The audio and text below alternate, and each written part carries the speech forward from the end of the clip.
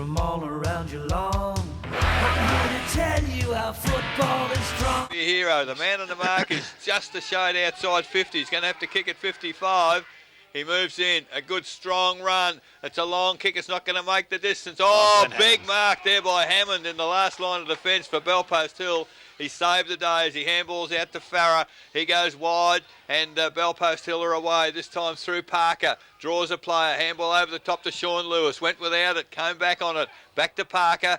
Round on the favoured left foot. He's got Tar in the middle of the ground. He's also got Riddle there as well. Oh. They both left it for one another. Tar handball to Riddle. Now he's clear on that long left foot. It's gone well inside 50. And there's a saving mark there for East Geelong through Paisley. He goes wide. And he's found a teammate there in Coy. Coy goes this way, goes that way. Handball over the top to Carroll. Not too sure where to go. He goes towards the middle of the ground. No one there for East. 4 players for Bellpost Hill. And Joel Page takes 2 in the space of 5 metres. Kicks the ball towards half forward. Batty's the target. Over the back, Paisley. Can't take the mark. Boyd comes to the front of the pack. Picked up by Coy. Goes to Coy.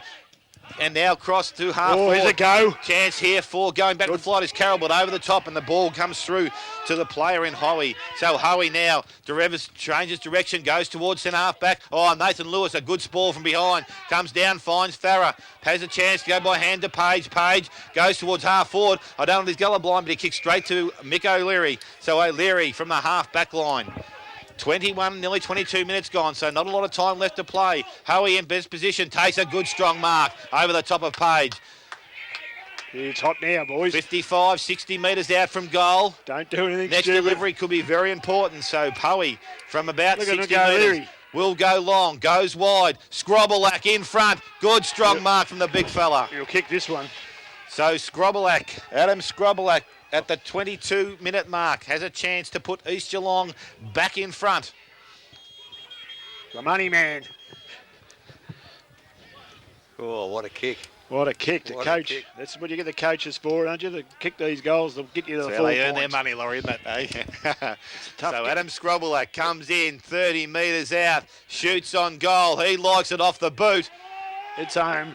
She's there. East Geelong are back in front. Yeah, good. So there goes the East Geelong player. Took too long to get out of the circle, so it's a free kick, Bellpost Hill. They go inside 50. Mark not taken. East don't attack the footy. Hurst does. He's tackled. But Mick O'Leary, terrific work. A series of handballs from East Geelong. Gets the ball to Paisley. Spencer, sorry. Now it's picked up by O'Hara. He can put the icing on the cake here. Kicks it goalwards, but not a good kick. It's out into open space. Leading in the race for the footy there is Martin. Does well. I think he's only looking for the boundary line. 2 points the difference. East Geelong in front. The ball's on the half-forward flank for East.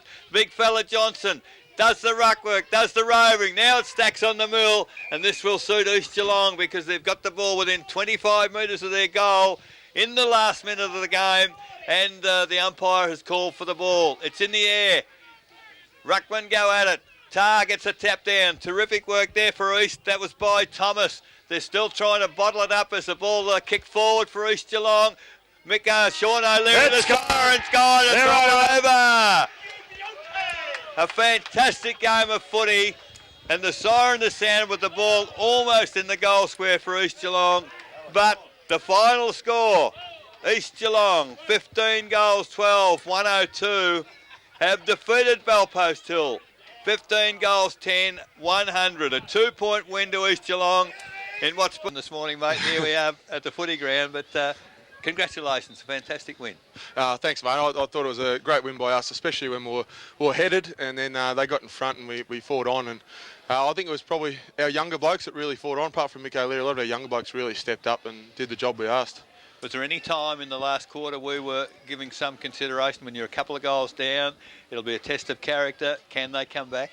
Yeah, well, it was surprising. It was very, very similar to our game last week. We were up at half-time, come back, they got close to us, got in front of us, and then last week we probably let ourselves down. And I suppose it's always good. It's a constant reminder for last week, and we mentioned it time and time again not to let ourselves down like we did last week. And blokes really stepped up when they needed to. And it is a great show of character, and I think once you have one game like that, you know you can do it time and time again. So if you hold it in good stead for the rest of the year. I guess we've talked for 5 weeks now about the firepower up forward East Geelong have got. You were reasonably well held today. Sean's done very little for the season. 5 goals. He showed his quality today. Yeah, he's a great player. And I suppose we're going to get sides putting numbers back on us and that sort of thing. But that's probably what's hampered us a fair bit so far. Ruckman coming back and on-ballers coming back. We've just got to find ways around it. But Sean, you can't hold. You can only hold him for so long. He's a great player. Early in the game, Michael Johnson probably dominated in the middle. And to his credit, Justin Tarr came back in the second half, and he would have been a headache for you. But at ground level, you restructured in the middle a little bit. You started to take the ball away from his knockouts. Yeah, we just kept swinging things around. We didn't want to keep the same blokes in the whole day.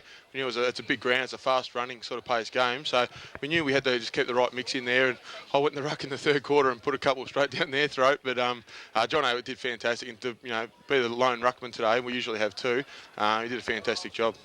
Adam, Laurie de Goldie, congratulations, Adam, on the performance today. It's I said to Eric, and just before we bounced the ball today, when you guys come through here to play the footy today, you were revved up.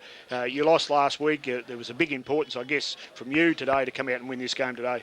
Yeah, Laurie, we were very fired up, and we just knew, as I said, we let ourselves down last week, and we knew it was going to be a big challenge out here, and especially with them being unbeaten.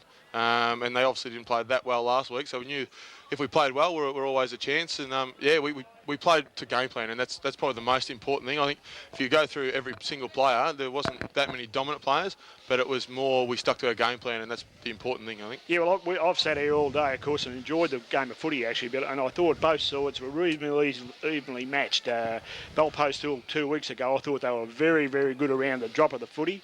I thought you matched them there today, and you looked dangerous when you went forward. I think the Ryan Coy and Josh Coy, they look dangerous when they get the footy, and as I say, there was a lot of similarities between the two sides, and I think probably the best most today, you just were able to answer their pressure.